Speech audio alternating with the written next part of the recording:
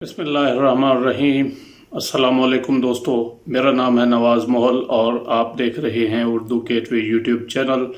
दोस्तों, बिलाखिर इंतज़ार की घड़ियां ख़त्म और एक तवील इंतज़ार के बाद पाकिस्तानियों के पसंदीदा एंकर जनाब डॉक्टर शाहिद मसूद साहब मोरखा 6 फरवरी 2019 को अपना मशहूर प्रोग्राम, मशहूर show live with doctor Shahid Masood शुरू करने जा रहे हैं दोबारा।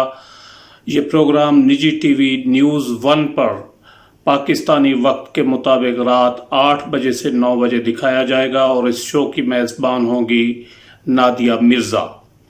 और डॉक्टर शाहिद मसूद इस प्रोग्राम को वहीं से शुरू करेंगे जहां से ये सिलसिला मुनक़ते हुआ था।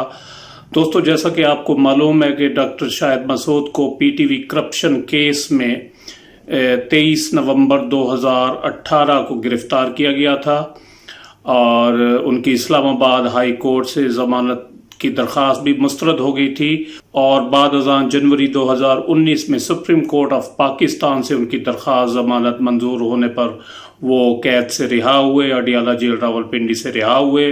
उनकी तबीयत नासाज थी, तबीयत ख़राब थी, जिसके बायस उन्हें चंद दिन पिम्स हॉस्पिटल इस्लामाबाद में एडमिट होना पड़ा और वहाँ से वो 2 दिन पहले डिस्चार्ज हुए हैं और अब 6 फरवरी 2019 को अपना वो प्रोग्राम दोबारा शुरू करने जा रहे हैं, live with doctor Shahid Masood.